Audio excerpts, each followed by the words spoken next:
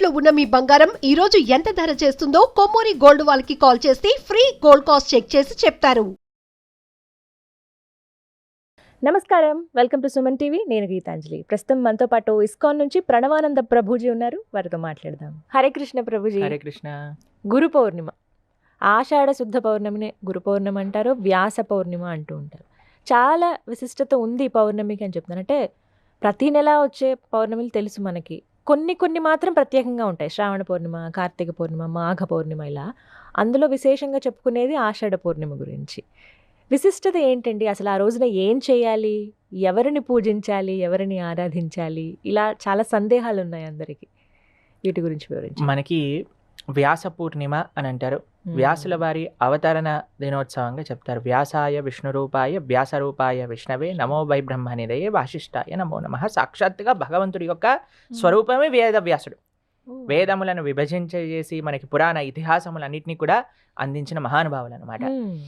వ్యాస పూర్ణిమ రోజు వ్యాసుడిని వ్యాస పరంపరలో, అంటే సనాతన వైదిక పరంపరలో వచ్చిన గురు ఆచార్య పరంపరలో ఉన్న వారిని మాత్రమే ఆరాధన చేయాలి. ఈ మధ్య మనం చూస్తూ ఉంటే చాలా మందికి పూజలు చేసేస్తూ ఉంటారు గురు పూర్ణిమలో ఇక్కడ అక్కడ అని. కానీ వ్యాసుడి యొక్క మార్గాన్ని, సనాతన వైదిక సంస్కృతిలో ఉన్న వారిని మాత్రమే, సనాతన వైదిక పరంపరను ఎవరైతే నమ్ముతూ ఒక ఆచార్య పరంపరగా అక్కడ ఇక్కడ ఆవిర్భవించిన వారు కాదు, వైదిక పరంపర, ఆ వ్యాస పరంపరలో ఎవరైతే ఉంటారో అటువంటి గురుస్వరూపాలని మనం ఆరాధన చేస్తూ ఉంటాం. మన గురువులని, వ్యాసులని, మన ఆచార్యులని, పూర్వాచార్యులని మనం గౌరవిస్తూ ఉంటాం అనమాట. కాబట్టి ఇది చాలా ఒక సేక్రెడ్, ఒక గురువుని మనము స్మరించుకునే ఒక అవకాశము అని వ్యాసుడు మనకిచ్చిన అంత గొప్ప వాంగ్మయాన్ని. ఇప్పుడు సనాతన ధర్మము అని అంటే వ్యాస వాంగ్మయము. వ్యాసుడు లేనిది సనాతన ధర్మము లేదు. వ్యాసుడు యొక్క వాంగ్మయాన్ని ఒప్పుకోనివాడు సనాతన ధర్మానికి చెందినవాడు కానే కాదు. ఎవరైనా మాకు వ్యాసుడు రాసిన పుస్తకాలు అవసరం లేదండి, గీత భాగవత రామాయణాదులు మాకు అవసరం లేదండి, మాకు ఈ పుస్తకం ఒకటే చాలండి, సారీ సార్, మీరు అసలు హిందువే కాదు, మీరు సనాతన ధర్మానికి చెందిన వాళ్ళు కాదు. Very straight forward definition. నచ్చినా నచ్చకపోయినా వ్యాస వాంగ్మయమే సనాతన ధర్మానికి బేస్, ఇంకా ఏదీ కాదు.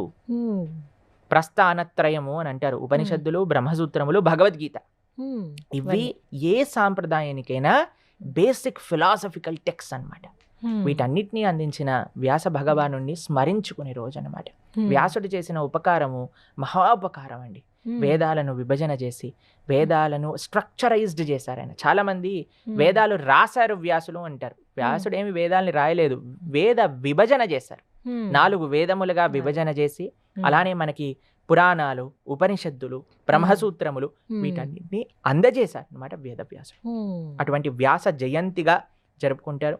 వ్యాసుడిని ఆరాధన చేయవలసినది. దాంతో పాటు వ్యాస పరంపర, ఇది చాలా ముఖ్యంగా మనం బ్రాకెట్ లో పెట్టుకోవాల్సిన విషయం ఏంటంటే, వ్యాస పరంపరను ఎవరైతే వేదవ్యాస వాంగ్మయాన్ని ఆధారంగా చేసుకొని వేదవ్యాస వాంగ్మయాన్ని ప్రతిపాదన చేసిన ఆచార్యులు, ఆ ఆచార్య పరంపరలో వచ్చిన వారిని మాత్రమే వ్యాస పూర్ణిమ రోజు ఆరాధన చెయ్యాలి. వాళ్ళకి చెందింది మాత్రమే ఈ గురు పూర్ణిమ. గురువు అంటే చాలా మందికి, అందరినీ ఇప్పుడు తెలుసా అండి, మేము ఒకసారి మా కాలేజ్లో రోడ్ పైన వెళ్తుంటే ఏ గురు అని ఒక ఫ్రెండ్ని పిలుస్తున్నారు. అంత చీప్ అయిపోయిందండి గురువు అనే పదం.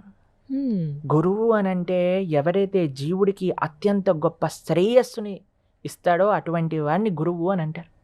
ఎవరైతే మనకి భగవంతుడిని చూపిస్తారో, భగవంతుడి గురించి తెలియజేస్తారో అటువంటి వాడిని గురువు అంటారు. ఎవరైతే తమల్ని తాము నేనే భగవంతుడిని అని చెప్పుకునేవాడు గురువు కాదండి. గురువు యొక్క లక్షణం ఏమిటి అని అంటే, అయ్యా ఈయన భగవంతుడు, నువ్వు భగవంతుడికి శరణాగతి చెయ్యాలి అని చెప్పేవాడే గురువు. స్తోత్రియం బ్రహ్మనిష్టం అని ఎన్నో లక్షణాలు ఉన్నాయి. శాస్త్రాలు అధ్యయనం చేసి ఉండాలి. లేదండి మేము శాస్త్రాలు ఏం అధ్యయనం చేయను, నా మనసులోకి వచ్చింది చెప్తాను, సారీ సార్ మీరు గురువు కాదు. లేదండి మేము జస్ట్ ప్రవచనాల్లో చెప్తాం, ఏం ఆచరణ చేయం, సారీ సార్ మీరు గురువు కాదు. అయ్యా మాకేం పరంపర లేదు, మేము స్వయంభూ గురువులము, సారీ సార్ మీరు గురువు కాదు. ఆచార్య పరంపర ఉండాలి. సనాతన వైదిక వాంగ్మయం, వ్యాసులు ఇచ్చిన వాంగ్మయాన్ని బేస్ చేసుకొని మాట్లాడాలి. మాట్లాడటమే కాకుండా దాన్ని ఆచరించాలి. సద్ వైష్ణవ వైదిక పరంపరలో వాళ్ళు వచ్చి ఉండాలి, వైదిక పరంపరలో ఉండాలన్నమాట. అంటే ఎవరైతే ఎవరెవరిని ఏంటండి పూజించాలి ఇప్పుడు ఆ రోజున ఎవరిని పూజించాలి? వ్యాస భగవానుని పూజించాలి. మనం ఏ పరంపరని ఫాలో అవుతున్నామో ఆ పూర్వాచార్యుల్ని పూజించవచ్చు, మన గురువులని పూజించవచ్చు, అంతే. అంతవరకు మాత్రం. వ్యాస వాంగ్మయానికి వ్యతిరేకంగా మాకు వ్యాస వాంగ్మయమే అవసరం లేదు అన్న వాళ్ళు గురువులు ఎప్పటికీ కాలేరు. అటువంటి గురువులను మనం ఆరాధన చేయకూడదు కూడా. ఎలా ఆరాధించాలి ఆ రోజున? ఆరాధించే ఇప్పుడు విధానం చూడండి, చెప్పండి. గురువుకి ఇంకా ఒక శిష్యుడికి ఉండే ఒక సంబంధం అత్యంత సెక్రెట్ సంబంధం, అత్యంత స్పెషల్ సంబంధం. కబీర్ దాస్ని అడుగుతారు, అయ్యా గురువు గారు ఇంకా కృష్ణుడు, గురు గోవింద్ ఇద్దరు వచ్చి నీ ముందు ఉంటే ఎవరిని ప్రణామం చేస్తావు అని అంటే కబీర్ దాస్ అంటారు, ఫస్ట్ నేను గురువుని ప్రణామం చేస్తా, ఎందుకంటే గురువు వల్లనే కదా నేను గోవిందుడు ఎవరో తెలుసుకున్నది అని అంటారు.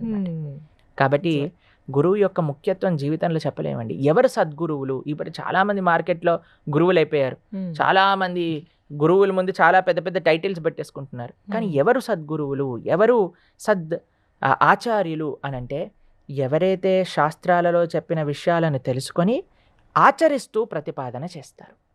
శాస్త్రాన్ని ఎప్పుడైతే మనము నెగెట్ చేస్తామో అప్పుడు మనము వాళ్ళని అంగీకరించము. మీకు ఒక విషయం చెప్తాను, మన పరంపరలో బుద్ధుణ్ణి కూడా మనం అంగీకరించాం, ఎందుకంటే బుద్ధుడు కూడా వేదములను అంగీకరించలేదు కాబట్టి. అప్పుడు బుద్ధుని కూడా సైడ్ చేసేస్తారు అనమాట. ఎందుకంటే వేదాలను అంగీకరించింది దానికి ఒక పర్పస్ ఉంది. మనం బుద్ధుడు యొక్క రహస్యం ఎందుకు ఆయన అలా చేశారు అనే విషయాన్ని మళ్ళీ చెప్పుకుందాం. కానీ ఆయన బేసికల్ గా బుద్ధుడు ఏం చేశాడు, వేదాలు వద్దు అని చెప్పారు. కాబట్టి మనం బుద్ధుడిని కూడా ఆరాధన లేదు. ఎక్కడైనా మనం బుద్ధుడి గుడి చూస్తామో మన సనాతన సాంప్రదాయంలో చూడం. ఎందుకనంటే వేదాలను తిరస్కరించారు కాబట్టి. ఎవరైతే వాంగ్మయాలను తిరస్కరిస్తారో, ఎవరైతే శాస్త్రాలు వద్దు అని చెప్తారో, ఎవరైతే మనకి శాస్త్రములు అవసరం లేదు అని మాట్లాడతారో, ఎవరైతే వ్యాస పరంపరను వాళ్ళు రెస్పెక్ట్ చేయరో అటువంటి వాళ్ళు ఎప్పటికీ గురువులు కాలేదండి. మీకు ఒకటి తెలుసా, గురువు పుట్టినరోజుని వ్యాస పూజ అని అంటారు. గురువు గారి పుట్టినరోజుని వ్యాస పూజ అంటారు. ఎందుకు అనంటే గురుస్థానంలో ఉండడానికి ఒక లక్షణమే వ్యాసుడు చెప్పిన విషయాలను ఆయన రిపీట్ చేయడం. ఇప్పుడు మేము ఎన్నోసార్లు చెప్పాం, ఆచార్యులు ఏవైతే చెప్తారో వాటినే మేము మీకు ప్రతిపాదన చేస్తాం, ఒక పోస్ట్ మ్యాన్ లెటర్ ఇచ్చినట్టుగా, అంతేనా? ఇది గురువు యొక్క కర్తవ్యం. మన పూర్వాచార్యులు వ్యాసుడు ఏమైతే చెప్పారో వాటిని అలా తీసి ముందుకు అందించాలి. ఒక వారధిగా, not anything, nothing to be subtracted, nothing to be added, just present it in your own style. కానీ మనకి వేదవ్యాసుడు వాంగ్మయం అవసరం లేదు, ఎటువంటి పురాణ ఇతిహాస విషయాలు ఏం అవసరం లేదు, నీ అంతటా నువ్వే ఒక మ్యానుఫ్యాక్చర్ చేసుకొని చెప్తాను, లేదా నాకంత తెలుసు నా నుంచే వినండి, లేదా నేనే భగవంతుణ్ణి నన్నే ఆశ్రయించండి, లేదా భగవంతుడు ఈయన కాదు, ఈ వేరే మతానికి చెందినవాడు ఈశ్వరుడు అని చెప్పే వాళ్ళు ఎవరిని కూడా మనం గురువుగా స్వీకరించకూడదు, వాళ్ళ ఆరాధన చేయకూడదు. కాబట్టి ఇది సనాతన ధర్మానికి అన్నిటికంటే పెద్ద థ్రెట్ ఏంటి అంటే ఎవరైతే ఆథరైజ్డ్ పరంపరలో లేరో వాళ్ళని ఆరాధన చెయ్యటము, వాళ్ళని ప్రామాణికంగా తీసుకోవటము. సనాతన ధర్మంలో జ్ఞాన సముపార్జన, గురువు యొక్క పద్ధతి ఏంటో తెలుసా అండి? జ్ఞానాన్ని మనకి ఇవ్వటం. తత్విద్ధి ప్రణిపాతేన పరిప్రశ్నేన సేవయా ఉపదేక్షంతి తే జ్ఞానం జ్ఞానినః తత్వదర్శినః. కృష్ణుడు భగవద్గీతలో ఒక విషయం చెప్పారు, నీకు ఆధ్యాత్మిక జ్ఞానం కావాలంటే ఒక గురువు దగ్గరికి వెళ్ళి కూర్చొని చక్కగా ఆయన చెప్పే ప్రవచనాన్ని శ్రవణం చేస్తూ, ఆయనకి సేవ చేస్తూ, ఆయన దగ్గర నుంచి ప్రశ్నలు అడుగుతూ నువ్వు జ్ఞానాన్ని సముపార్జన చెయ్యి. మన సనాతన ధర్మంలో ఎక్కడ కూడా చేతులు పెట్టి జ్ఞానం ఇవ్వటం, మ్యాజికల్ చేసి జ్ఞానం ఇవ్వటం లేదండి. కేవలం ప్రవచన మార్గంతో, శ్రవణంతో మాత్రమే జ్ఞాన సముపార్జన అనేది లభించింది. కాబట్టి ఎంత గొప్ప ఆచార్యుల యొక్క జీవితాలను చూసినా సరే వాళ్ళు శ్రవణం చేసి గురువుతో కనెక్షన్ని ఏర్పాటు చేసుకున్నారు. కాబట్టి అటువంటి ఎవ్వరు చేసిన మోసాలలో మనం పడకూడదు. జాగ్రత్తగా మనం కేర్ఫుల్గా ఎవరు వైదిక ధర్మాన్ని, వ్యాసుడు చెప్పిన ధర్మం అంటే ఏంటండి? వ్యాసుడిచ్చిన వాంగ్మయంలో, మన వేదములలో, మన ఇతిహాసములలో, మన పురాణములలో ఎవరినైతే దేవుడిగా ప్రస్తావన చేశారో వాళ్ళే మనకి భగవంతులు. కానీ ఇక్కడ అక్కడ వచ్చేసిన వాళ్ళందరూ భగవంతులు కాదనమాట. భగవంతుడి యొక్క అవతారం ఏంటి? ఇప్పుడు మీరు అంటున్నారు కదా, ఇందాక మీరు అన్నారు కల్కి సినిమాలో కల్కి గురించి చెప్పారని. అన్ని లక్షల సంవత్సరాలు కలియుగంలో ఎండ్ అయ్యే కల్కి అవతారం గురించి వేదవ్యాసుడు ప్రస్తావన చేశారంటే మధ్యలో ఉండే దేవతలందరి గురించి ఎందుకు చెప్పలేదంటారు? అంటే వేదవ్యాసుడు పరిణితి కాదంటారా ఈ భగవంతులందరిది కూడా? చాలా మంది అలా అనుకుంటారనమాట. ఆ. అయ్యో పాపం వేదవ్యాసుడు ఎన్నో సంవత్సరాల ముందున్నాడు కదండి, అందుకే పాపం తెలియలేదు ఈయన వస్తాడని. మనకి కలికిని చూసిన ఆయన వీణనెందుకు చూడలేదట పాపం. కాబట్టి వేదవ్యాసుడు మొత్తం దృష్ట, మీరు భాగవతంలో లాస్ట్ క్యాంటో 12th క్యాంటో చదివితే అసలు కలియుగం ఎలా ఎలా ప్రోగ్రెస్ అవుతుంది, కలియుగం ముందుకు వెళ్తూ వెళ్తూ వెళ్తూ ఎలాంటి లక్షణాలు వస్తాయి, మానవులు ఎలా అయిపోతారు, అన్ని విషయాలు A to Z వ్యాసుల వారు రాశారు. ఇందులో పొందుపరుచున్నాయండి ఇవన్నీ. శ్రీమద్ భాగవతం 12th స్కందం మనం చదివితే. కాబట్టి అన్ని వ్యాసుల వారు, వ్యాసుడు సాక్షాత్తుగా భగవంతుడికి తెలియంది ఇంకేమైనా ఉంటుందా అండి? అయితే ఆ రోజు భాగవతం చదవటం ప్రారంభించొచ్చా? తప్పకుండా. ఇంకా వ్యాసులు విల్ బి మోస్ట్ హ్యాపీ. ఎందుకంటే ఆయన అన్నిటికంటే గ్రేటెస్ట్ రియలైజేషన్ తో రాసిన పుస్తకమే శ్రీమద్ భాగవతం. కాబట్టి అటువంటి పుస్తకాన్ని కానీ చదువుకోవటం స్టార్ట్ చేస్తే చాలా విశేషం. ఆ రోజున అన్నమాట. ప్రారంభిస్తే చాలా మంచి విశేషం. ఆ రోజు చాతుర్మాస్యం కూడా ప్రారంభం అవుతుంది. 4 నెలలు నియమంగా నిష్టంగా మనం ఉండడానికి ప్రయత్నం చేస్తూ ఉండాలి. ఎవరైతే సన్యాసాశ్రమం తీసుకుంటున్నారో వాళ్ళకి చాలా సీక్రెట్ పీరియడ్ అనమాట ఈ చాతుర్మాస్య దీక్షలు అని కూడా చేస్తూ ఉంటారు. కాబట్టి చాలా ముఖ్యం. గురు పూర్ణిమ, వ్యాస పూర్ణిమ. గురు పూర్ణిమ అంటే వ్యాస పూర్ణిమ, వ్యాసుడికి మన యొక్క కృతజ్ఞత తెలుపుకునే రోజు. అది ముఖ్యత. హరే కృష్ణ ప్రభుజీ. హరే కృష్ణ.